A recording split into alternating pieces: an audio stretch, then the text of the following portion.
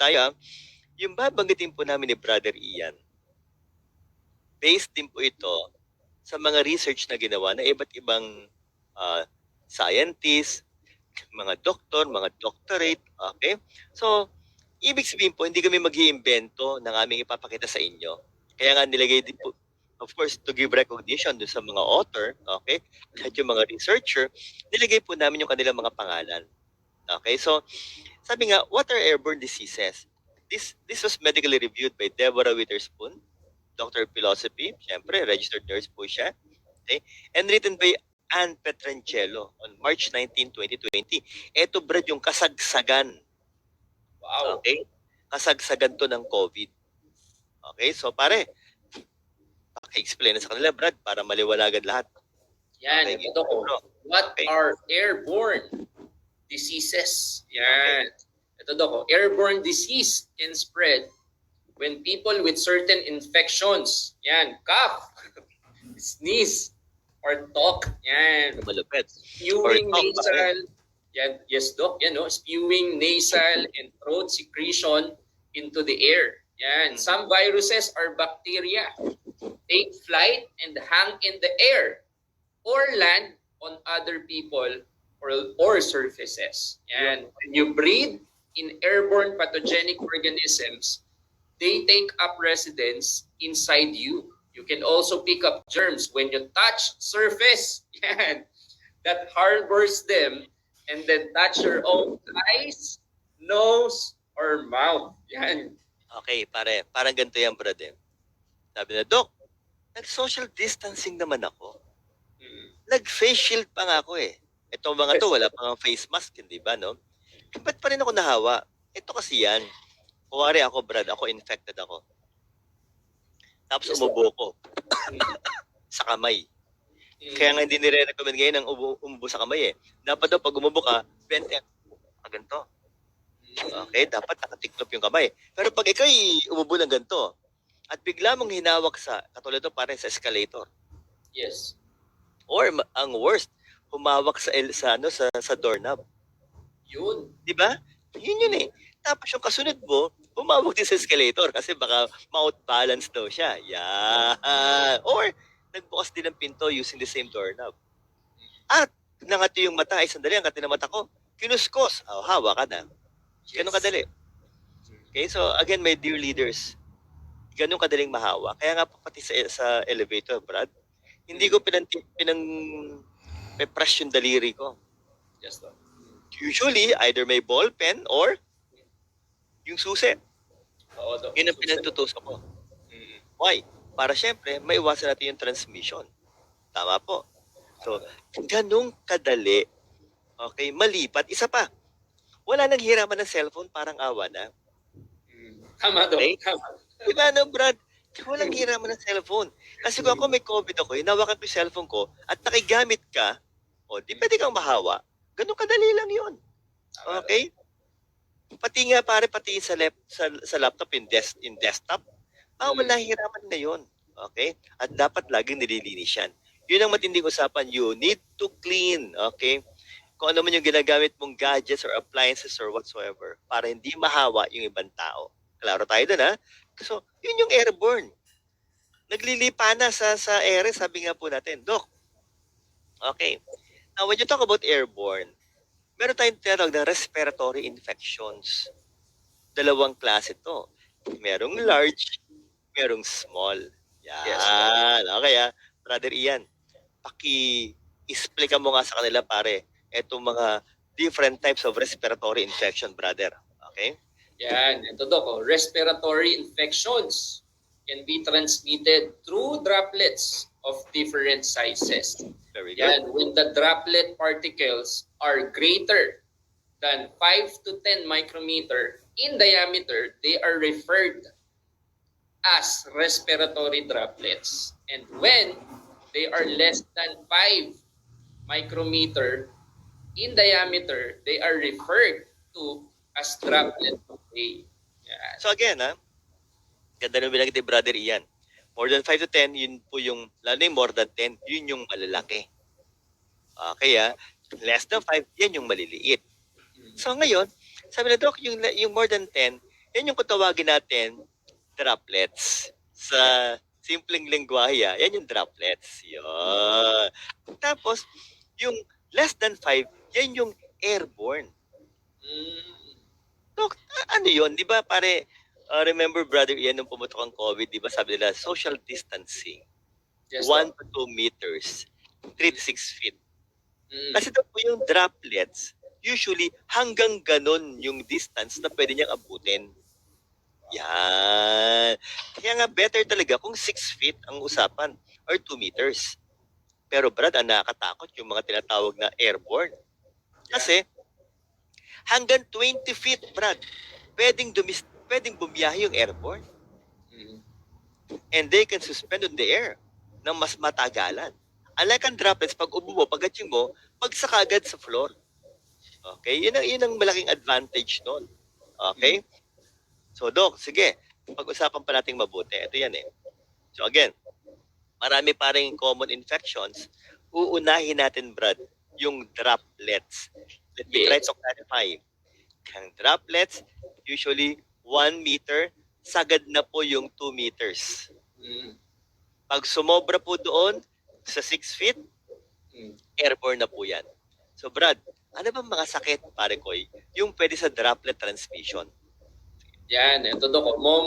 Many common infections can spread by droplet transmission in at least some cases, including common cold, yan, diphtheria, fifth disease, o yung tinatawag na erythema infectiosum, Doc, influenza, meningitis, mycoplasma, mumps, pertussis, yan Doc, plaque, rubella, strep, yan, strep throat, scarlet fever, tsaka pneumonia, Doc. Para alam mo yung strep pneumonia, yung streptococcus pneumonia, yan yung mga kaya nagbigay ng vaccine ngayon na yung Prevnar 13 saka Pneumo 23. Yun. Okay, ha? So, for your information, pati po tayo sa training team, di ba, na-injectionan tayo niyan. Okay? Yes, Doc. So, why? Additional protection po kasi ito. Ngayon, ito po yung mga droplets. Ito yung mga pangmalapitan. Sabi nga po natin. Yung mga 1 meter to 2 meters maximum na yon. Pero brad, matitinding sakit yan. Lalo na yung Yes, meningitis. Sa utak yun, pare. Yes, Doc. Infection yon ng meninges, yung covering po ng ating utak. Okay? And so on and so forth. Now, saka yung strep pneumonia. Ngayon, ano naman yung mga airborne? Yan na. Yan. Okay?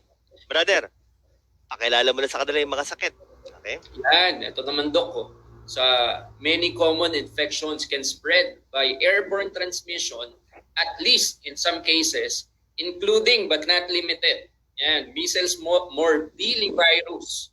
Yan, chickenpox virus. Mycobacterium tuberculosis. Yan, influenza virus, enterovirus, norovirus, and less commonly, yan, coronavirus, adenovirus, and possibly respiratory syncytial virus. Ang dami, Brad. Napakarami. So again, coronavirus, maraming klase ng coronavirus po. Ito si COVID-19, isa pa lang yan sa mga coronavirus. Maliwanag po tayo, ha? Pero let me try to clarify, Brother Ian, ha? Yes, Doc. Ang speculation nila, okay, na sa ngayon karamihan pa rin sa study, ang COVID-19 droplets. Kaya nga 1 to 2 meters. Mga large particles yan. Yeah. Yun. Okay, so, pero Doc, ito maliwanag ko yung kulay pula, Mycobacterium tuberculosis. Ang daming Pinoy ang may tuberculosis. Marami na rin pong death or casualties. Tapos po, halos lahat tayo, sabi nga natin, carrier niyan, Brad. Itong problema niyan sa tuberculosis, if you're gonna look at the picture, yung left side corner nyo, sa baba, okay? Nag-sneeze, nag-cough, or even a simple conversation, okay? Pag lumabas na po yung microorganisms sa bibig ninyo, at pare, pumasok sa ilong o bibig mo, hawa ka na. Okay? Ngayon, depende na ngayon sa lakas ng katawan mo. Okay, magtatagay sa macrophages. Kung malakas ang katawan mo, hindi pa siya magmamanifest. Pero once your immune system goes down, from the macrophages it will go to your lungs, yun na. Parte na may picture sa kanan yung lungs, pare. Di ba may butas? Yes, Doc. Yun ay cavitations. Cavitary lesions. Yan na po, pag ganyan may mga butas-butas, may mga sugat-sugat na, sabi nga po natin, pag yan nag-cough out ng phlegm, may dugo-dugo pare. Wow. Yun. Okay, so, yan yung matitinding klase ng tuberculosis, Brad. Highly infectious yan, sabi nga po natin. So again, airborne din yan. Kaya nga, let me try to clarify the issue. Okay? Kasi ang iba ngayon, talagang lahat tayo mag-focus sa sa COVID-19 eh. Yes, Doc. Okay, sorry to say, pero syempre po, sa yung mga doktor, pag ang presentation mo, nagkalagnat ka ng 1 or 2 days, kasi 2 days lang eh. Tapos bigla nagkaubo, nagkasipon, okay?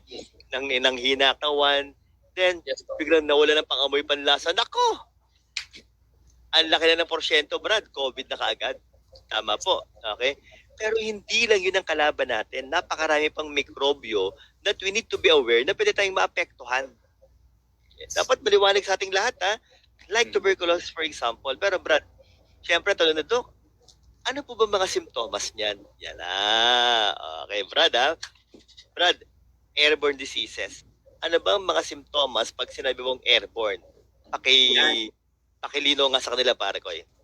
Doc, dami symptoms pag may airborne diseases. Yan, usually result in one or more of the following symptoms. Yan, inflammation of your nose, throat, sinuses, or lungs. Yan, Good. loss of appetite.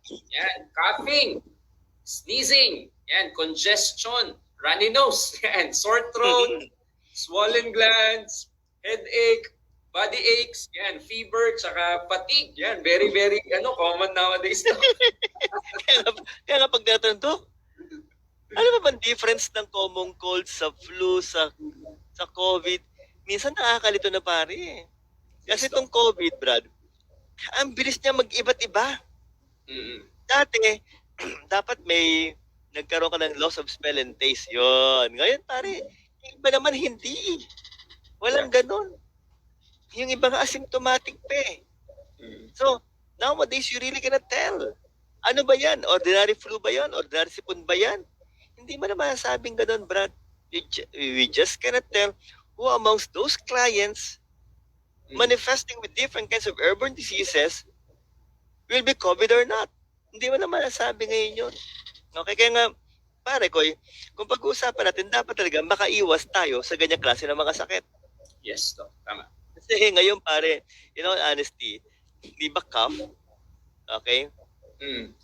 Mas masama pa ang tingin ng tao ngayon pag umubo ka kaysa umutot. Again, usapang ano po tayo, usapang practical po tayo. Okay? Dati, kidding aside, when you fart sa loob ng elevator, ang sama ng tingin sa'yo ng mga tao. Yes, Doc. Kaysa pag umuubo ka, tama ba tayo doon, di ba? Di ba? Maliwanag, no? Pero ngayon, mas gugustuhin pala lang umutot ka kaysa umubo ka. Tama ba tayo? Oh? Kasi pag umubo ka ngayon, sabay-sabay talaga tingin, nakaganon sa'yo eh. Tapos bigla mo, iba ngayon, Brad. Okay. Tama pare, di ba? Correct me if I'm wrong. Correct me if I'm wrong, pero that's what we usually observe nowadays. Na pag ikaw umubo at may sipon ka, nako, patay na tayo dyan. Talagang pangingilaga ka ng tao. Okay? Sige, pare. Pero again, segue tayo ng konti. If you are manifesting any of these symptoms, we advise you not to report to work anymore. Okay, sa lahat po ito, yan, pare yan din ang ina-advocate ng DOH and WHO. Pag kayo po ay may ganitong klase ng symptoms, any of those symptoms, huwag ka na munang pumunta sa opisina. Parang awa na. Okay? You just have to rest at home, call the bosses in the office, magpa-consult para makasiguro po tayo if that will be COVID or not. Yan. Okay. Ngayon, eto na pare. Banggitin na natin yung magandang produkto natin.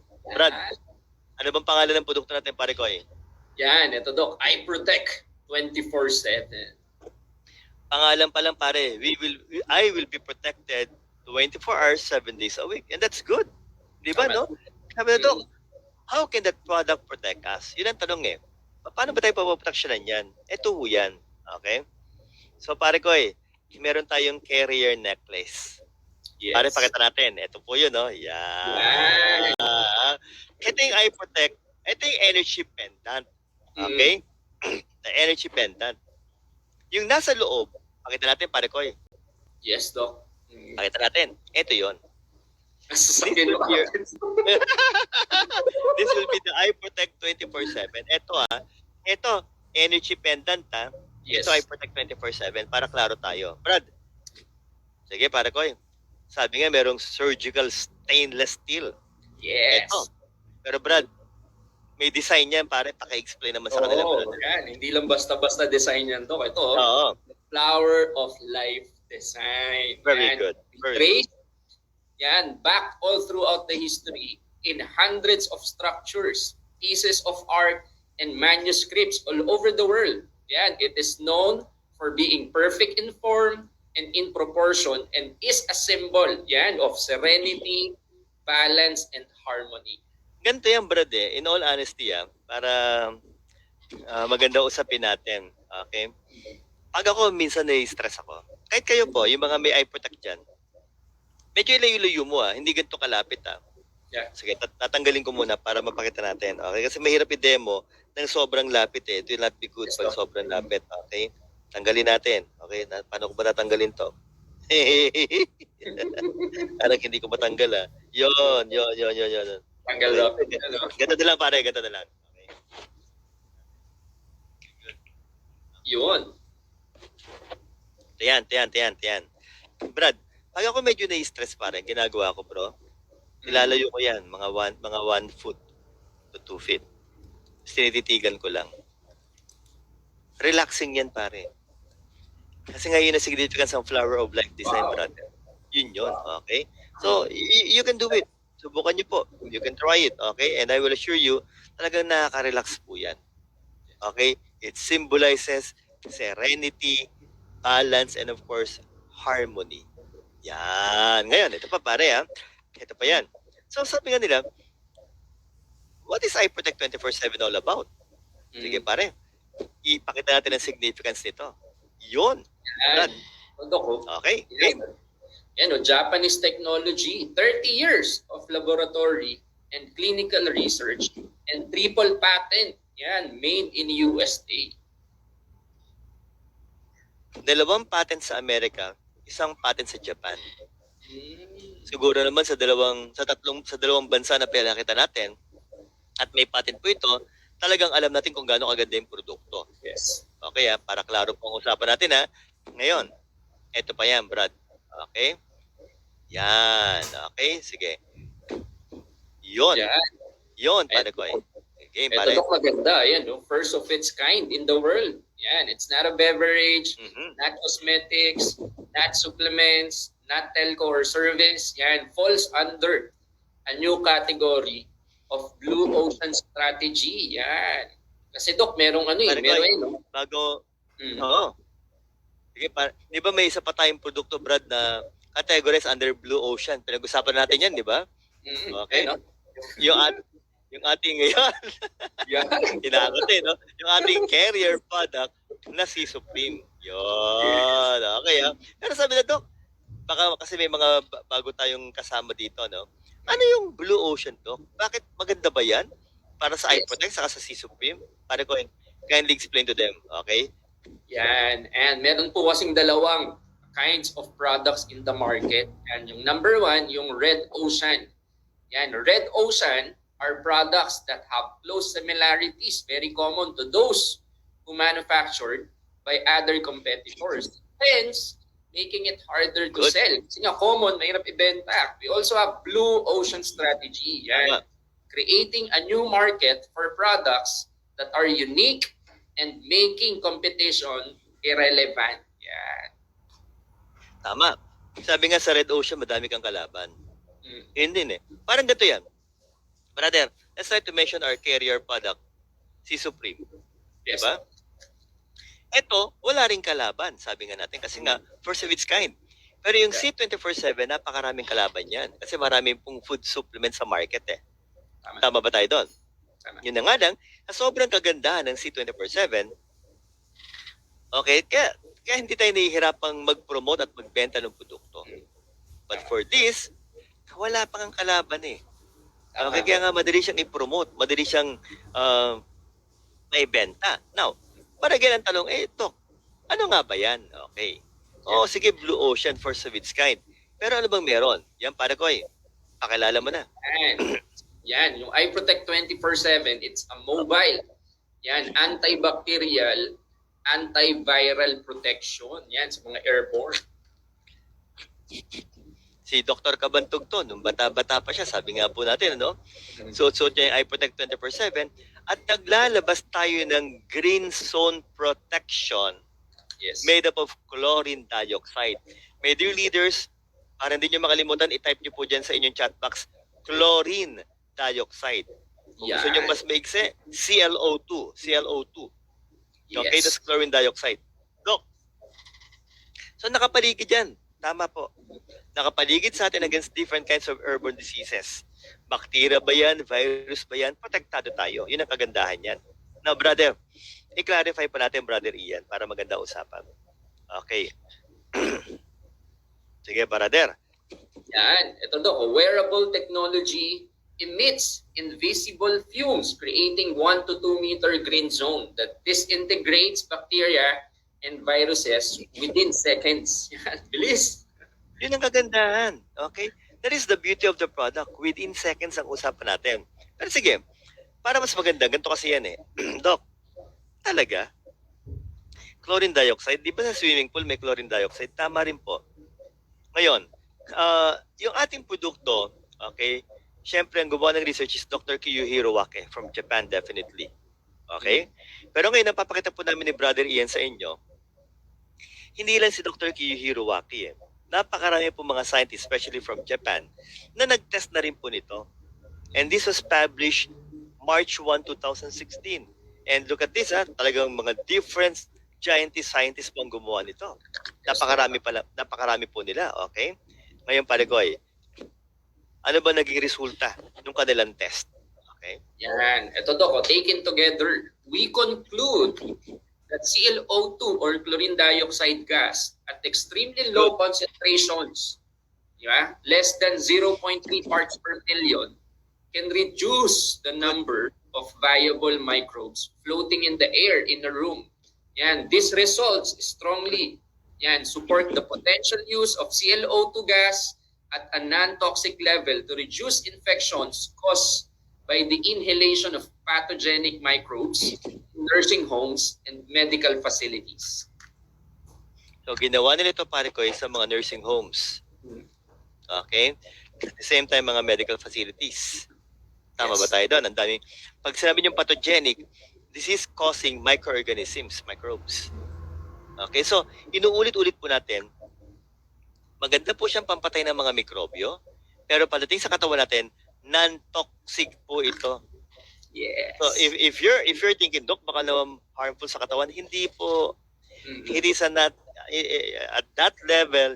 This chlorine dioxide is non-toxic para maliwanag na maliwanag po. Okay? So, Doc, sige. Ito po yung ginawa po na research ng ating pong manufacturer.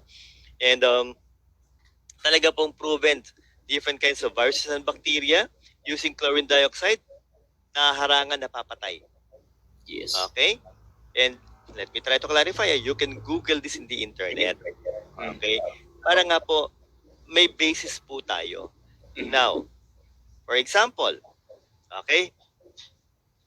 Kayo po ay nakatayo. Naka-face shield, naka-face mask. Pare, let's talk about reality. Karamihan sa tao ngayon, ang face shield nilalagay sa noo.